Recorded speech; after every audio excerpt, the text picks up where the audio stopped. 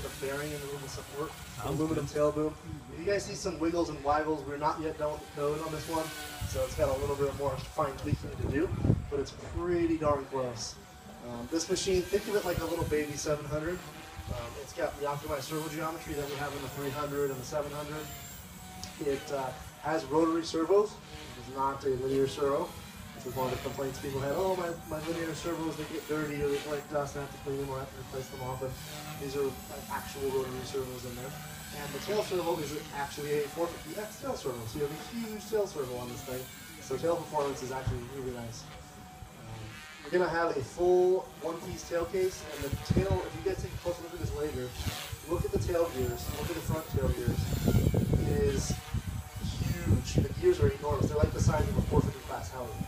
So when people say, well, they have, what do you do if you're comparing that to a 130? Like, huge difference.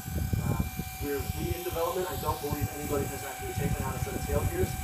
The thing we are taking castle on these speed controls. You can plug it into Castle Link. You can adjust values. You would need an adapter, but you can still do it. That's the really cool thing. We're really excited about this machine. It kind of takes micro heli performance to the next level. We kind of broke the barriers with the 130 a couple years ago, and now we sat down and redesigned it. We're hoping that this thing, we know this thing's going to do very well for us.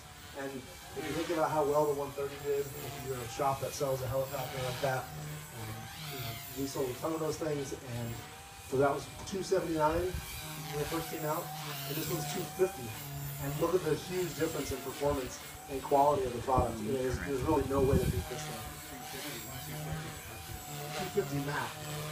Yeah, 250 map, and it's Firefly basic. It's not going to come with a charger, but you will get that. That was nice. It's a 3S450. It's got a JST connection, I believe. So talk about a killer machine for the Christmas holiday and for the price. You just can't beat it. Align can't touch us on this one as much as they try. They just can't. And it does have pyro compensation. I know I didn't really get to that, but so if you pull full left, it's going to compensate. The 130X had some weird wiggles to it and wobbles. Makes the flying way better. It's a flat, it just stays flat. We spent a lot of time with the fiber on this code, so it's a seriously increased performance AS3X system. And all of it actually has forward programming from the radio, so you can adjust how it feels, the feed forward and all that stuff.